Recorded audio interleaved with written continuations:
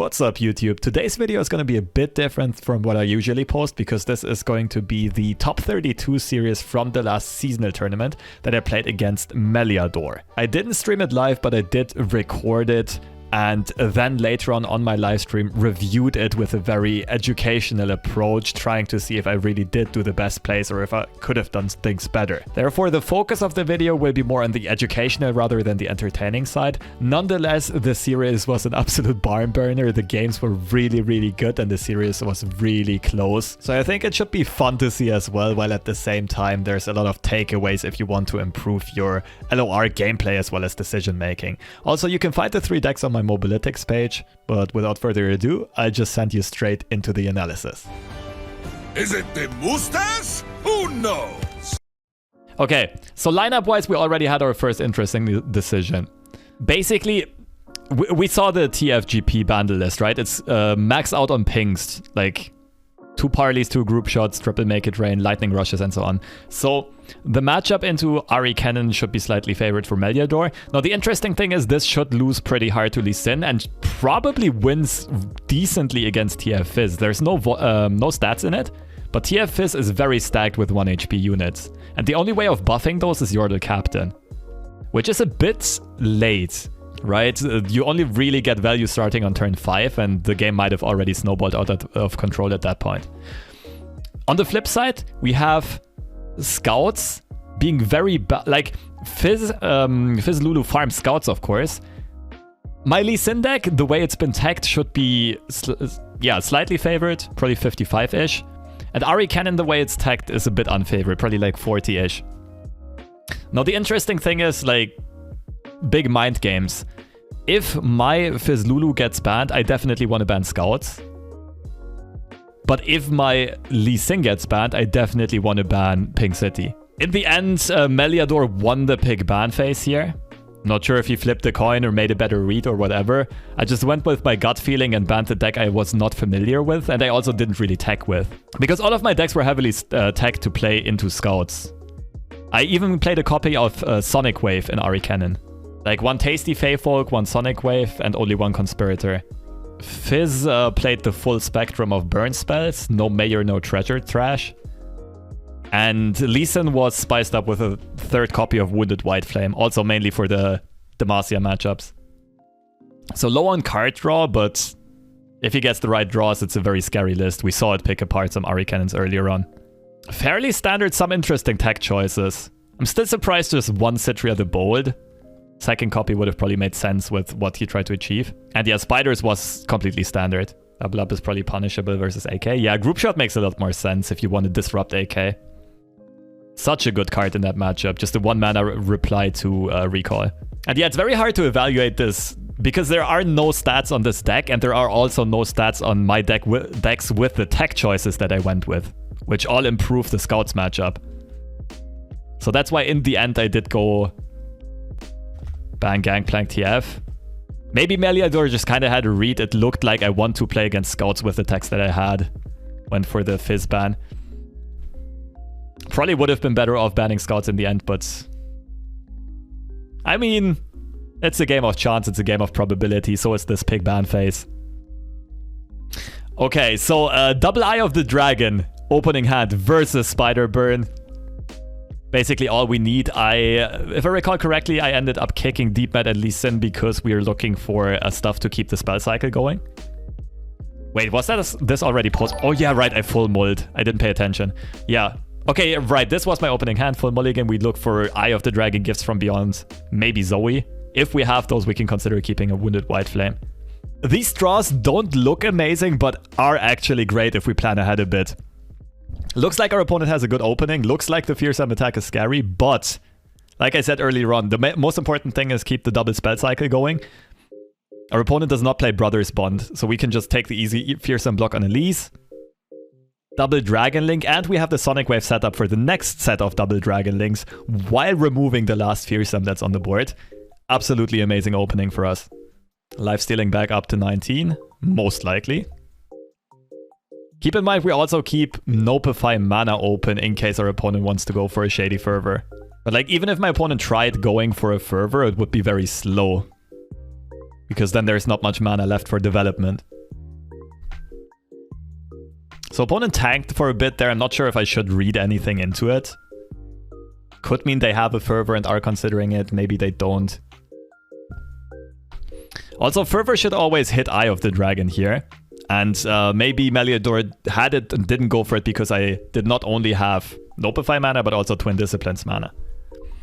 Spider Armada continues. White Flame looks tempting, but keep in mind we have to keep the frickin' double Dragon Link chain rolling. So Deep Med is the play. Not the best draws we could find. I was considering Zenith Blade, but it plays a lot into a Fervor right here. And now we're in an interesting situation. Again, could play Zenith Blade, it's bad against Fervor. Hush doesn't really make sense. Could just go for the Twin Disciplines block. I don't love it because Twin Disciplines is also very nice later on in other situations. For example, if we go for the finish. So I tanked for a bit there. Also, the Dragon Links are already getting decent blocks on the 2-1s. But yeah, we still need the other spell trigger. Skip forward a bit here. And I did end up deciding going for this, for the extra lifesteal value, as well as the better block.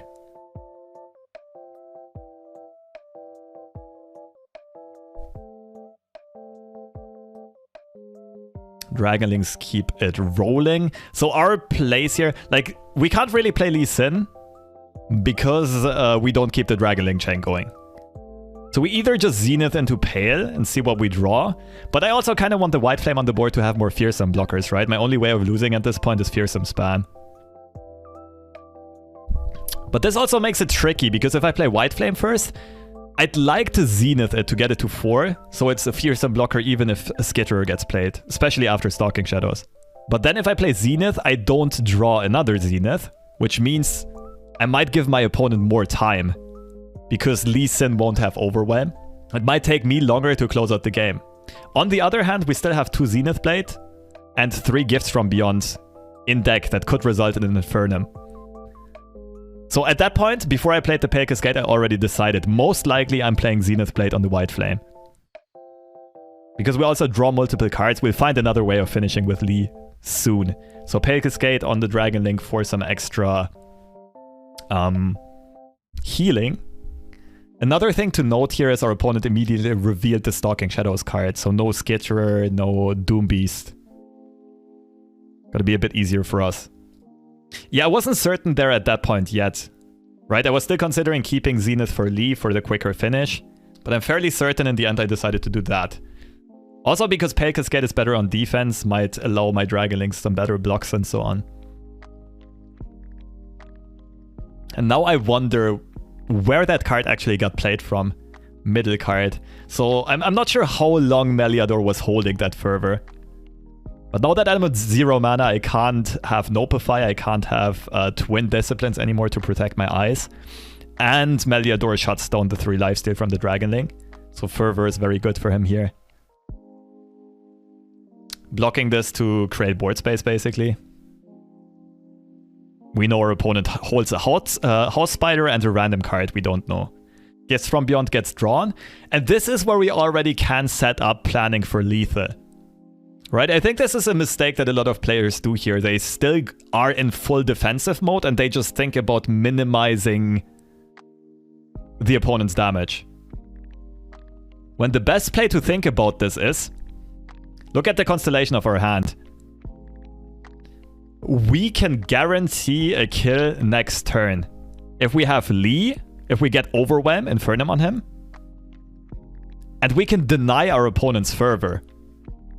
That's very important. So therefore, as long as we don't die until we get that attack going, nothing matters, basically. Our opponent's only out would be double Fervor, which is very unlikely because one of the cards is House Spider. And this demo just got played. So right now there can only be a maximum of 1 Fervor in our opponent's hand. That's why I play Lee Sin as a blocker. Keep in mind I still need 4 mana for the deny, and I need 4 mana to get the Infernum onto Lee Sin. So I can only use 2 more mana total this turn. And again, like, intuitively, I think a lot of people would have gone Gifts from Beyond Crescendum, get another Eye of the Dragon out, activate the Dragon Links because we're playing against Burn, blah blah blah, lifesteal is everything. But you gotta like... If you do that, you also give your opponent more time to draw more cards. Draw more Decimates, draw more Fervors. That's why you gotta spot like the almost guaranteed lethal.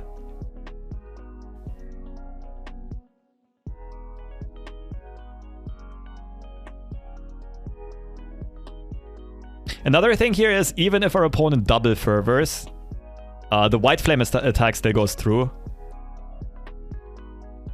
And Meliador also decided to not block here, to not lose value from the next attack. So we do this. Put lethal on the stack. Fervor actually did get top decked, and now we see the importance of having banked mana, having set up this whole play. Boom. To be fair, second Eye on board is basically a win as well. Yes. But it's like a less winning play than going for the win immediately is. Okay, Ahri Kennen against Spiders. Man, both of the... Like, that match was a bit straightforward, but the next two ones are bangers. So the question is whether or not to keep Wayfinder. It doesn't technically give us elusive blockers, it just helps to counteract our opponent's swarming. In the end, I'm pretty sure I decided against it. Opponent kept one card in the mulligan. We find a go hard, which is very nice. So we can play more and we can just pass, but it's bad if we top deck Ahri. Also, our opponent is usually not open attacking on turn 2, so might as well. We don't want the recall, we want the blocker. Elise gets played. Could save the go hard, but realistically speaking, this is an amazing go hard. We also don't mind drawing more go hards in this matchup. Now the hand is very peculiar. Here I'm already setting up, like, I know this is probably going to be Tasty on 3 into Seedling on 4. And I have the option of recalling the Ephemeral Tasty and having more Tasties in hand and then copying even more with the Seedling.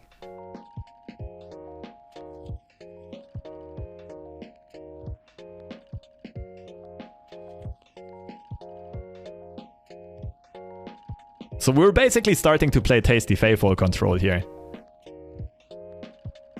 No point in attacking. We want to set up... We most likely want to set up the Seedling, right? We could consider Wayfinder right now, but we already have 4 go hards in deck, like whiffing would be backbreaking. And also, like at this point I'm not certain about it yet. As soon as my opponent plays Skitterer, I know my opponent kind of has to attack. Seedling gets very good value here. Like, I'm almost hoping my opponent swings and they fervor the Elise into my Nexus, because then I get full recall value. If they don't, I don't really mind though. Now the issue is, Meliador drew really well in this game as well. Like, my opening draw was decent, but Meliador's draw overall was kinda nuts. So Rearguard, Morn doesn't really get a great block here. So question is, do we ban the Spider or do we block Rearguard and set up a go hard? Doesn't really make sense with no go hard in hand. Ended up opting for the Spider block. And we have the Faithfolk set up for our turn 7 attack, so if we make it till then, we'll probably get an additional 4 healing on that swing. Go hard's a decent draw here. Idea is, okay, either play Wayfinder now, go wide, or Ahri into Faithfolk, and next turn do the same thing again, probably Seedling the Faithfolk for defense. I don't have to lock myself into that play though, I can also go Wayfinder next turn. Actually, I would have missed the Legions last turn, yeah, true, but that's results bias. Why block Elise? You lost 4 health for no reason. I'm not sure what you mean. I was at 17. I blocked Elise, went back up to 20. And Elise is the better block than Skitterer.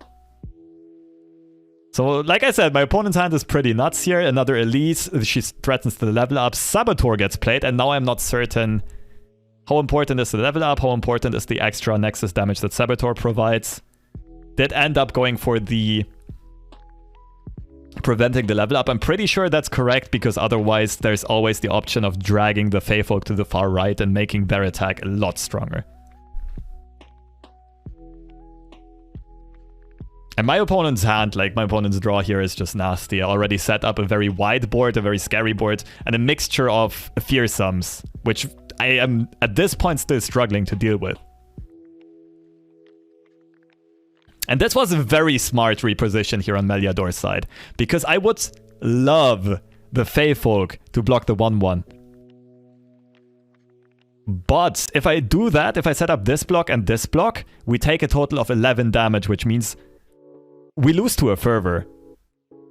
And I think Meliador would have gone for it. Like, technically, we have 10 ways of answering Fervor, right? We have Denies, we have Notifies, we have Homecomings. Okay, it's 7 ways of answering Fervor, but we're not holding any. And I didn't want to check for it in that moment. I could set up this block if I let Ahri die here. That is a contemplation, but at this point I was also considering keeping Ahri to recall this tasty Feyfolk, the ephemeral one, and replay it next turn. So this is the first spot where I'm not sure if I did everything correctly. Another thing here is, do we block Elise or do we block one of the 3/2s? The issue is it's very likely my opponent levels up Elise until next attack if I do block the 3/2. So this is like a super complex decision. And this 1 HP matters quite a bit because of Decimate plus Fervor opposed to Decimate and so on. Did I already consider second landmark next turn plus replay Feyfolk? Absolutely. I don't know. Like, I would be curious about some opinions here. I think I set up the right blocks, but it didn't feel like I didn't feel perfectly happy, obviously. Always block 3/2. But keep in mind, then Elise is super likely to level up, and if Elise levels up, we don't get Feyfolk value anymore because they just get dragged to the far right.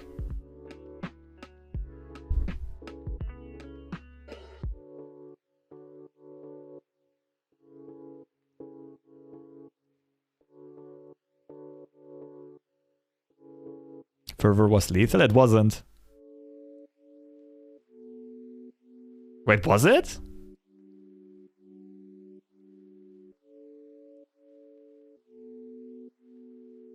No, I'm fairly certain it wasn't. 9, 10? I was at 14, right? Yeah. Oh, snap! I forgot to calculate that one. Oh man, then maybe I did miss block in the end. Maybe I should have gone for the 1/1. The interesting thing is, I think Meliador at this point in time already had a Fervor in hand. I need to track the hand, like I need to keep this in mind though. So I'm not even sure if he played that perfectly neither. But of course playing Fervor into 7, but then again you always have the threat of Deny and so on. He's never playing the Fervor here anyway. I don't know. I don't know, you have to work through my protective stuff eventually. That was a tough spot, I don't know, maybe the 1/1 block is better. Then we would be at 6 post-combat. Demo plus Decimate is rough. So Wayfinder is nice here. I could have played Cannon first, then pulled the second Cannon and actually removed this, but I do really like getting the Lightning Rush here. Another upside of having killed Elise was that now Lightning Rush threatens all of our opponent's units and removes the Fervor. Like, we didn't have an answer to Fervor previously, but now we do with Lightning Rush. Did he run Brother Spawn? No. Block 3/2 with Lifesteal. Yeah, that was the consideration. Again, letting Elise level is super dangerous, though. And she's the perfect Fervor target. So yeah, went with pretty much that. We need more tasties. Now, the issue is I know I'm screwed against double Decimate. And Decimate plus Fervor also puts me in a really rough spot.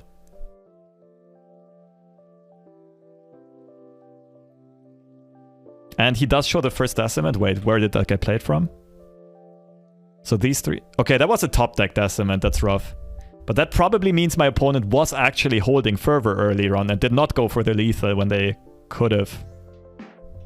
I almost think that might have been a misplay on Meliador's side, to be honest. So Decimate, and now we're in an insanely tough position.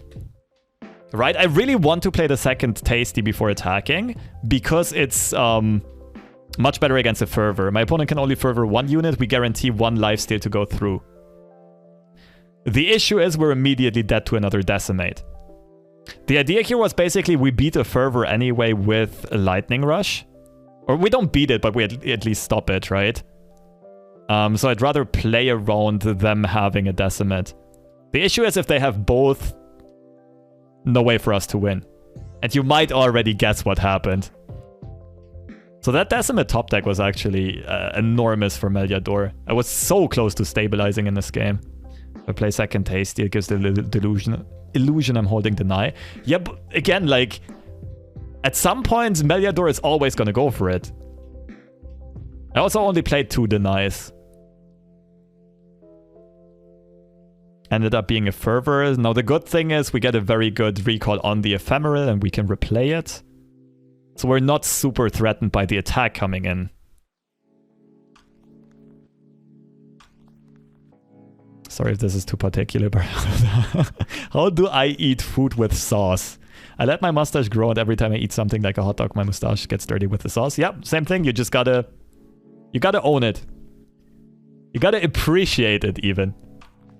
Can't take yourself too serious if you're wearing a mustache like this. I mean, I just let it get messy, and afterwards I wash the mustache. What can I say? So at this point, no threats on my opponents, and I can't tap below Deny Mana. And I'm actually very proud I took this line of play. Because it looked super likely my opponent would hold a Decimate, right? And we maximize our odds of drawing a Deny here. This does have one slight downside, that is my opponent playing a Fearsome into an open attack, but we have a Twin Disciplines for a second Fearsome blocker. So I'm actually not too worried about it. Right now it's like maximizing the odds of finding Deny, we whiff. Opponent does exactly this. I consider this for a while, but there's no real downside to playing the droplets. Palm is kind of decent, so Skitterer at this point could be devastating. Arachnoid Horror, this was the Stalking Shadows copied card. So our opponent's been holding this card for a while and they have a random top deck card. Oh right, wait, they played 2 Stalking Shadows, I'm tripping. I play the Fey Folk. Looking at the setup right now, I don't want to tap under Deny Mana, and we're kind of fine with the attack.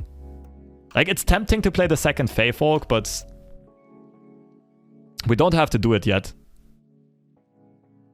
The other thing is I would make myself vulnerable to another Fervor. Like right now, my opponent swings in, we set up the blocks with Twin Disciplines. We only take 2 damage. Our opponent Fervors, we can use Homecoming. We're fine. So waiting to see if opponent develops further. And of course, they have a freaking 1-drop and still have perfect Decimate mana. Ah. So at this point, I'm forced to play Tasty because otherwise we are always dead to a Fervor. This is pick your poison, right? Even if this is a Decimate, like, Meliador is not gonna not play it just because I have Deny Mana. And what a freaking hand. What a freaking draw. Like, in hindsight, I'm very happy with my play. I think I took some creative lines. I think I mostly played... The only thing I'm not certain about was, well, 2 things, right? One was the blocks on the big attack. And the second one was open attacking with the Fey Folk or not. Or playing the other one first. In the end, like, now we know Meliador had Fervor and Decimates anyway. Like, no matter what I do, I always lose. And it's unfortunate because I tagged for this matchup. I feel fairly confident in it. And I kind of drew most of the right cards. And I think I played well, but sometimes it's just not enough. So we keep go hard. Besides that, we look for 1-drops, 2-drops, Sonic Wave. Again, opening hands looking really good.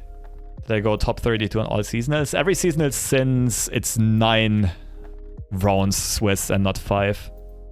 So the last 6 seasonals in a row. So pass first to keep go hard open for a tracker. Now we can easily play Cannon.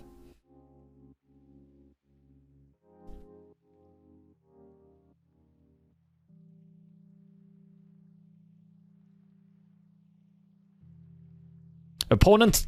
Ah, Jesus. It hurts. Frickin' hurts. Like, they tap to 0 mana. Ahri is an amazing blocker here, but... Ah! And I think I got a little bit tilted at this point by how the last game went, like the draw. And by how this one started.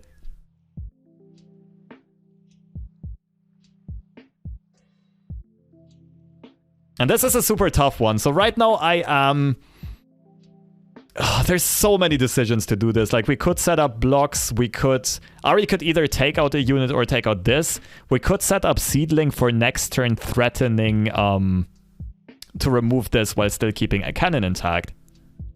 I decided to go for a greedy approach, and I'm not sure if it was the best line. So I wanted to damage that unit, so that next turn I could go for the swing with Ahri and the Ephemeral Cannon to recall Cannon and keep the Mark of the Storms going. Because so far my opponent has a very swarmy opening, and I cannot deal with Swarm very well outside of Cannon Mark of the Storm spam.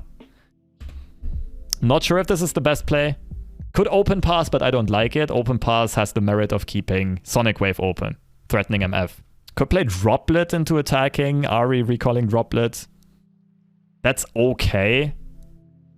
Both of those plays lose to Sharp Side though, and I think I have to attack with Ahri. It's also like, in this matchup, Ahri is not your hard carry. It's not...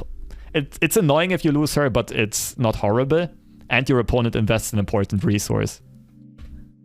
Cannot respect Sharp Side in this matchup. It depends. It's more like if you have the luxury to be able to respect Sharp Side, then you should.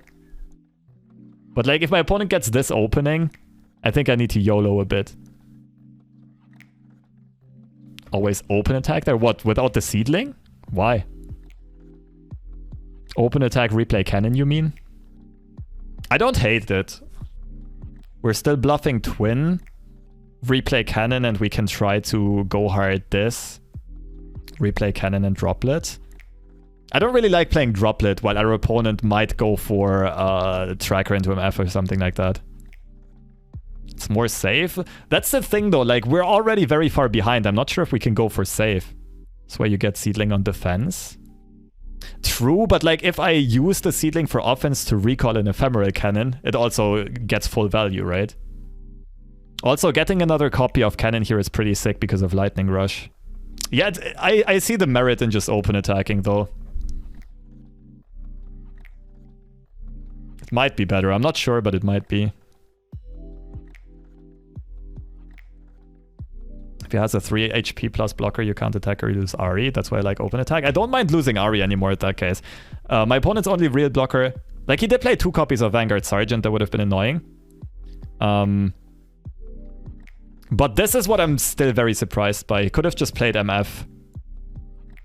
Then again, I do get why he did not block with MF, because I can take her down to 1, and then knowing I have 2 cannons, MF is definitely dead.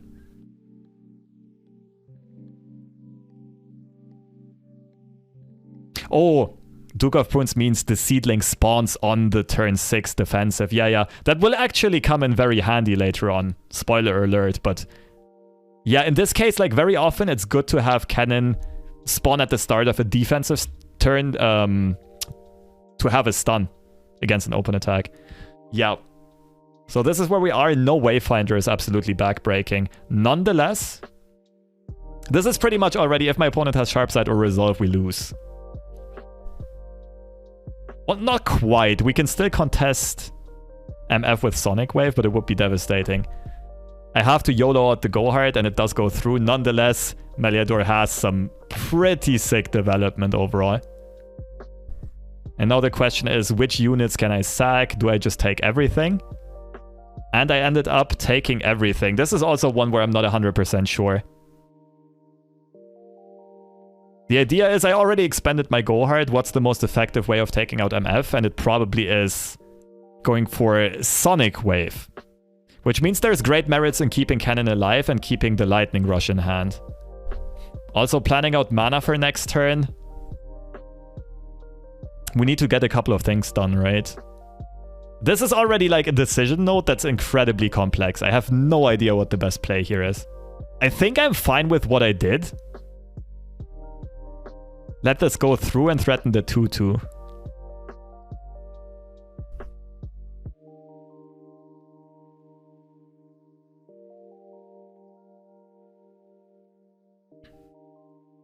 Now this is where I felt...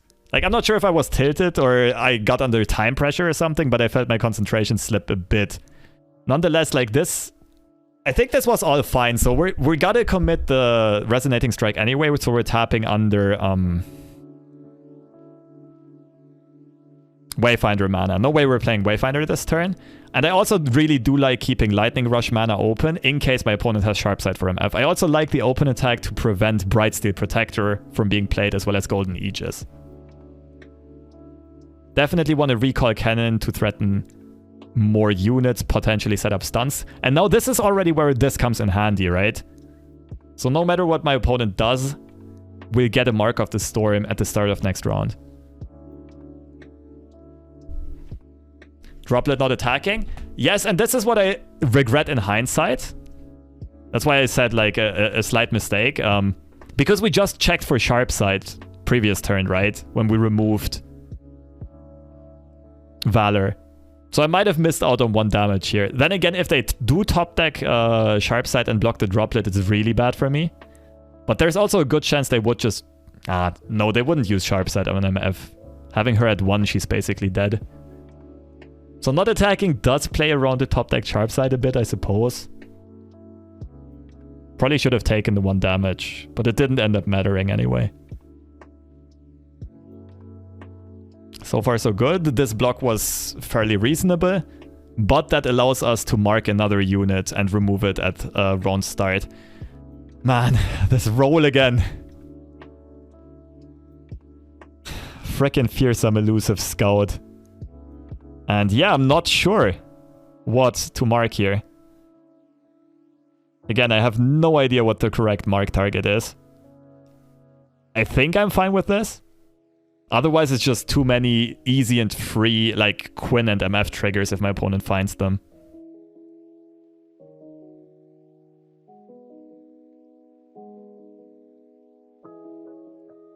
And now the fiesta begins.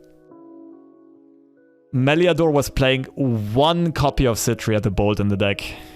And I was playing 3 copies of Homecoming and 2 copies of Concussive Palm. And 2 copies of Deny for Rallies. Am I turbo winning right now? On paper, yes. On paper, I'm super far ahead. At this point. Am I sticking around for an A tournament? No. Going out later on. Getting hammered.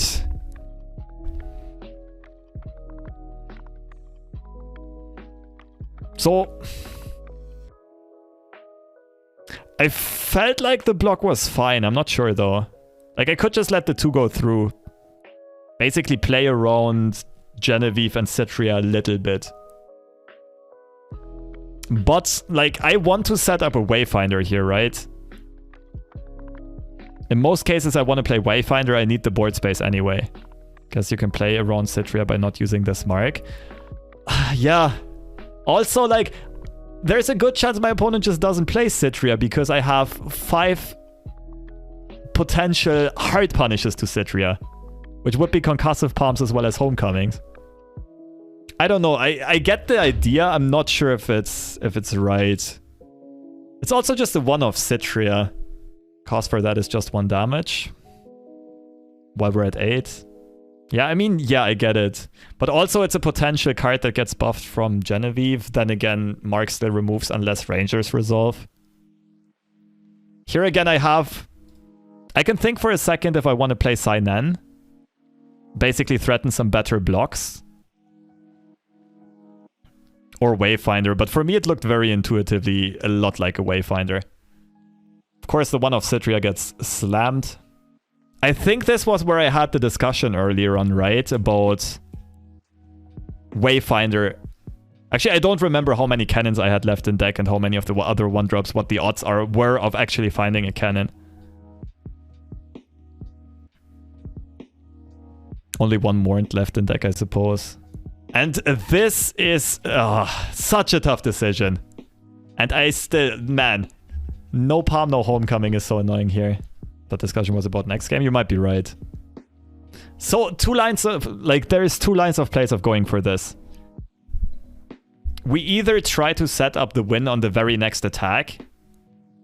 Because Ahri at this point is, I think, 3 out of 6.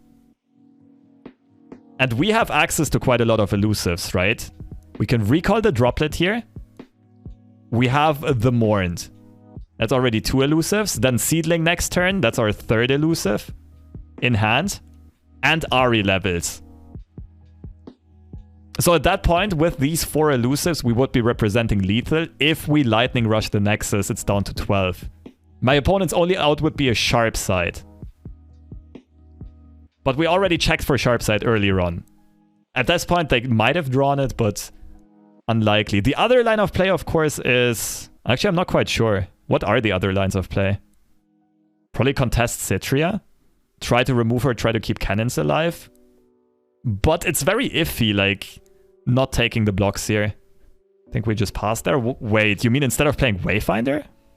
If my opponent attacks, we're in a really scuffed spot, though. Because we have to block off with our champions. I really don't like pass. It's also very, very bad against rally. My opponent played 4 copies of rallies. You can block with both cannons, Lightning Rush into the 3-2 and lose to resolve. Which is maybe what I should have done. We don't lose to resolve though. We only go down to 2 HP. But the question is, do we Lightning Rush a unit or do we Lightning Rush the Nexus, right? Same thing as with the Lee Sin game earlier on. We gotta have eyes on lethal. The third option would be, like I said, maybe we can try to contest Citria and play for the board. What would that even look like? Probably Wayfinder blocks here.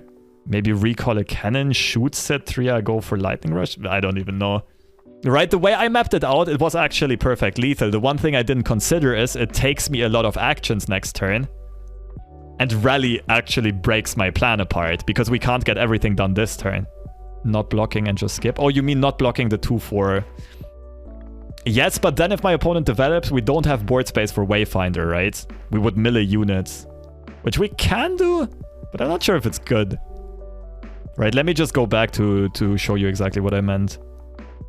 Let this go through. Right, then we have a very awkward board. Like, how do we develop if our opponent plays something like a Genevieve or Citria? Well, I guess it's not too bad. If they play one of those two, we could Seedling the Ephemeral Cannon and double stun. It might be... Yeah, that might have been a better line, actually. But then we still lose all of our champions on the attack. I mean, Genevieve would be devastating then. Citria is fine since we can stun her. But at that point, I wasn't really playing around the one of Citria. Maybe I should have. Hindsight's 2020, right? Anyway, this was the decision where I decided to go for setting up lethal. Like, I could try to take out a 3-2. The board is not looking too horrible. We're on 5 HP. The issue is we don't really have access to fearsome blockers anymore. We lose all of our cannons. We can still pull one with Wayfinder. And I guess we can artificially buff some with Synen. But I'm not sure if I want my opponent to attack too many more times, especially Citria paired with a rally. It's absolutely devastating. So went for closing out the game quickly, right? Remember, earlier on, I said Ahri needs to get a total of 4 hits in. Going for unit is bad against resolve. Yes, but keep in mind we checked for resolve 1 or 2 turns ago, right? When they didn't resolve the Valor 2 turns ago. But yeah, it's very bad against resolve. That's absolutely true. So this is like, yeah. On this turn, I'm absolutely not sure if I made the right plays. Like in hindsight, looking at this again, I do think everything makes sense. I'm pretty sure it was not horrible, but I'm not sure if I went for the best lines. See, and now here is the issue. I kind of estimated how many actions I would need. Ahri right now is 4 out of 6. We have to flip her before we attack to actually represent lethal. Droplet draw is decent for that purpose. Not exactly what we need right now, though. I was hoping for a deny palm will, right? So I start off with this anyway. Now, the good thing about us starting to set up the lethal anyway is that even if our opponent rallies, they have to attack almost immediately. They can't really go much wider. Because if they give us too many actions, they just lose. Ahri is at 5 out of 6. We still didn't play Twin Disciplines yet. So our opponent has to be scared of us getting the lethal anyway. I was really praying they would not have a rally here. If they don't have a rally, the game's over. But there it comes.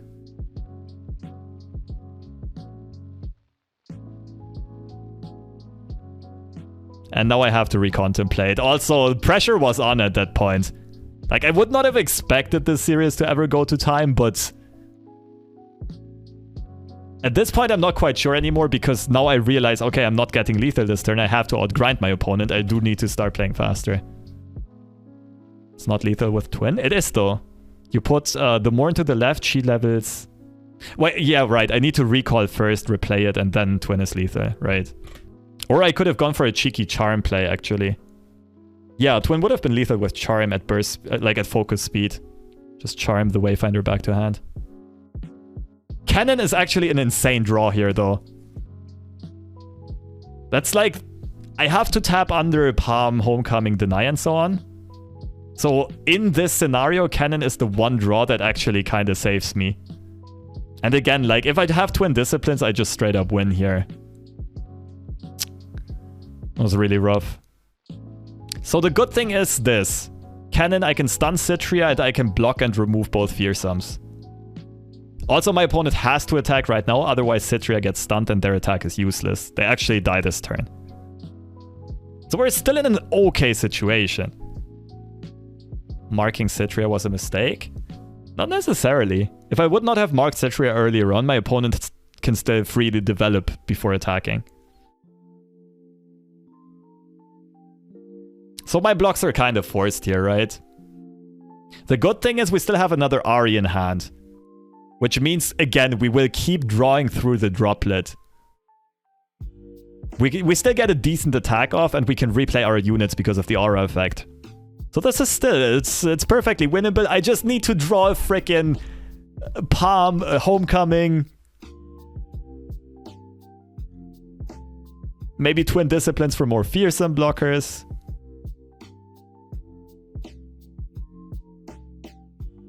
If you still had Kennen in deck, why not go for the Wayfinder Recall the turn before? I'll check that in a second. So we draw Deny exactly one turn too late. The rally has already done the damage. We replay these. And right now we're dead to an open attack. Top deck Tasty. Now the issue is we just drew a bunch of cards. If our opponent open attacks, again, we still have 5 copies that stop lethal very formidably. Which would be Homecomings and Palms. And then we still have Deny mana for a rally.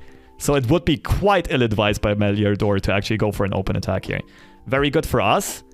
Because if they develop, we either play Tasty to get a second fearsome blocker, or we play Sin to get 2 fearsome blockers at once, but no lifesteal. 3 at once. I also do think that was the better play. The upside is also we threaten to draw Go Hearts, which can remove a scout unit. Of course, frickin'... Was that off the top? Come on. Okay, off the middle. That's fine. So, first intuition is Tasty, but I look at the board and I realize I'm dead if I play Tasty. Like, I'm super dead if I play Tasty. Sign in. We need the fearsome blockers.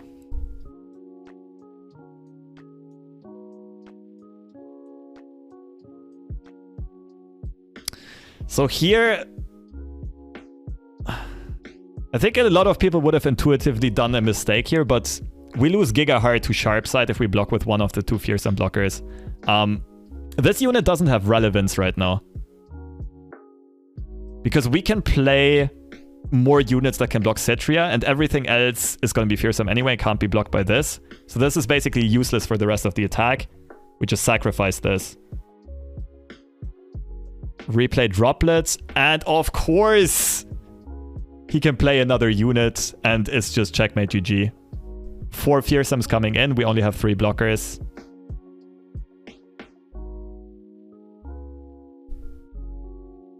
Aren't they almost forced to open attack here? I mean...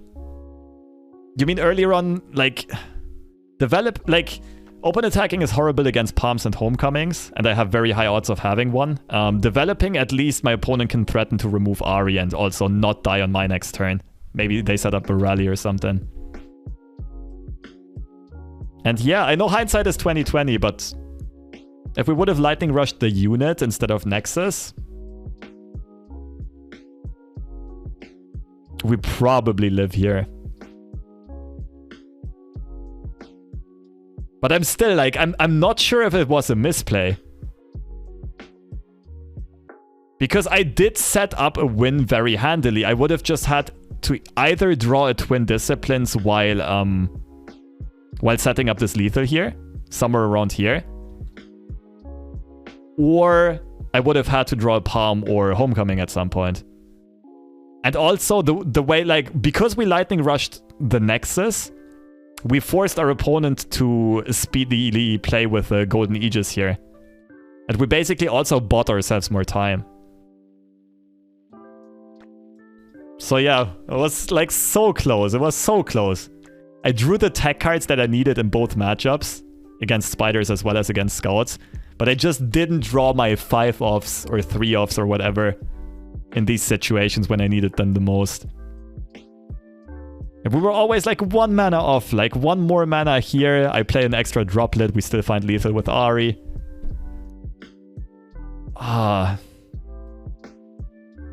But still, like, even in hindsight, I'm very happy with my play. I was not expecting to perform well at all, but I think I did. That's what makes it a bit more, like, bitter that the draws went this way, but it's a card game after all. And I'm very, very happy with the lineup. I thought for my part of the bracket it was really sweet. I guess the pick ban also might have actually been the biggest thing, more so than these little decisions here. Peaky win with assist lineup. Should have prepped with you, Estacio. Go back to the turn someone said Bounce Kenku. Yeah, wait, we had 2 interesting things. So what someone said, if I would start here with Ahri spell and droplet into 1 mana recall directly, if I'm threatened lethal, let's have a look. So here instead of... Yeah, no, but we would still have to play 2 units before Ahri actually threatens lethal, right? Yeah, that doesn't work. The other one was... Someone said Bounce Kenku. You mean right here? What was that Kenku bounce thing? If you still had Cannon in deck, why not go for the Wayfinder recall the turn before? Turn Citria was played. Wasn't it this turn?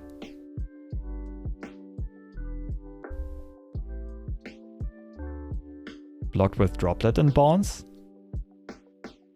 Because I was just maximizing my odds of finding lethal, right? Oh, wait. You mean to pull elusives off of Kenku? But I still had 1 cannon in deck. If I draw cannon, it's actually not that great. So what you mean is Wayfinder Phantom blocks Citria, shoots Nexus. And then I suppose you mean playing Wayfinder next turn to pull elusives? Ahri isn't leveled then. And it's 2 mana inefficient. Like, Ahri is still 2 off of leveling at this point. Why did I go for Nexus? To set up lethal. I explained it a bit earlier on, but I'll explain it again. Basically, I can set up an attack with 4 elusives while leveling Ahri at this point, right? But I don't have any offensive combat tricks. That means I can push a total of 12 damage. Worst case, you get Cannon and can stun Citria 100%. What if my opponent doesn't rally? Like, at this point, I do feel like I should flip the switch and go for lethal. Okay, you already see it? Yeah, right. So basically, yeah, setting up God Willow Seedling into Recall Droplet, into Replay Droplet, 3 elusives, Ahri levels. It's perfect lethal. And we checked for Sharp Side a bit earlier on. Probably instinctively went for a unit, but it's an extremely close call. That's exactly what my first instinct said as well. And then, like, if you really think about it, you check for Sharp Sides. It's really rough because my opponent was playing 4 copies of Rally. And it is a punish, but it doesn't end the game. Of course, I was fortunate with the Cannon top deck, though. I can't really... And now there are a lot of unknown factors that would answer the question, but we don't know. One would be, how likely is it our opponent actually pops a Rally if we still have mana for Deny, Palm, and Homecoming? The other one is, what do we draw? And the last one would be, if we do shoot the unit, there's also the chance of our opponent having Resolve and still pushing the damage. Like, basically, how likely are we to survive if we don't get lethal on this turn 7 attack? There's so many unknowns that it's kind of impossible to say. Because you go for a unit to take 3 less damage. You make the game go longer and take more. Yeah, I suppose.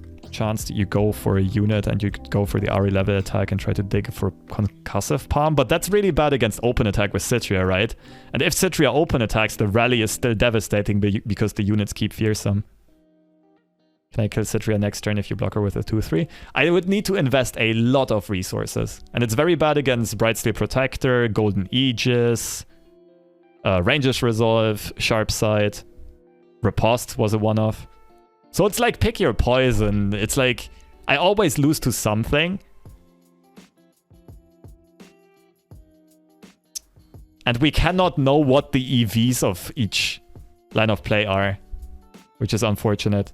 Who won EU? What's up, Mo? Salty Simon won. What did Simon play? A Bandle 3 deck, Ahri Kennen Go Hard, and Ricorex Darius. No, not Darius. Sever Aksha Noxus. Yeah, so even when reviewing this, I'm not sure. Like, maybe Lightning Rush the unit was better. Maybe I went for the best play. It's a bit unsatisfying, like, sometimes the hard part of competing in card games can be this part of the mental. Any points before Lightning Rush that might have mattered in terms of stabilization? Yes and no. There were a few interesting decisions on turn 3, 4, 5. I played with some very high risk, but all of the plays worked. But I think I also had to go for them. I mean, the biggest bummer was this Marai Warden turn 2, pulling a freaking Krusty Codger.